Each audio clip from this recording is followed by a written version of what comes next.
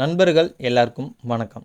இந்த சன்சைடு லாஃப்ட்டில் ஸ்டீல் வேலையை பொறுத்த வரைக்கும் மெயின் ராடுக்கு துப்பாக்கி ராடு அடித்து போடணும்னு சொல்லியிருப்பேன். அது எப்படி இருக்கும்னு கேட்டிங்கன்னா இந்த மாதிரி தான் இருக்கும். இது வந்து துப்பாக்கி ஷேப்பில் இருக்கிறதால துப்பாக்கி ராடுன்னு சொல்லுவோம். ஏன் இந்த மாதிரி பண்ணுறோம்னா, பொதுவாக சன்சைடும் லாஃப்ட்டும் கேண்டிலிவராக தான் இருக்கும். அதாவது சுவரை விட்டு 2 அடி வெளியில் வரும். அப்படி வரும்போது கிராவிட்டி ஃபோர்ஸில் கீழே இழுக்கும்.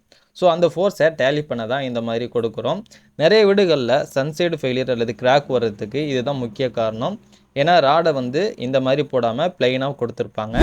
லாஃப்ட்டும் சன்சைடும் ஒரே சுவரில் வருதுன்னா அந்த பிளேஸில் இந்த மாதிரி த்ரூவாக சிங்கிள் ராடாக கொடுத்தாலே போதும். இதனால் சன்சைடும் லாஃப்ட்டும் பேலன்ஸ் ஆகிக்கும்.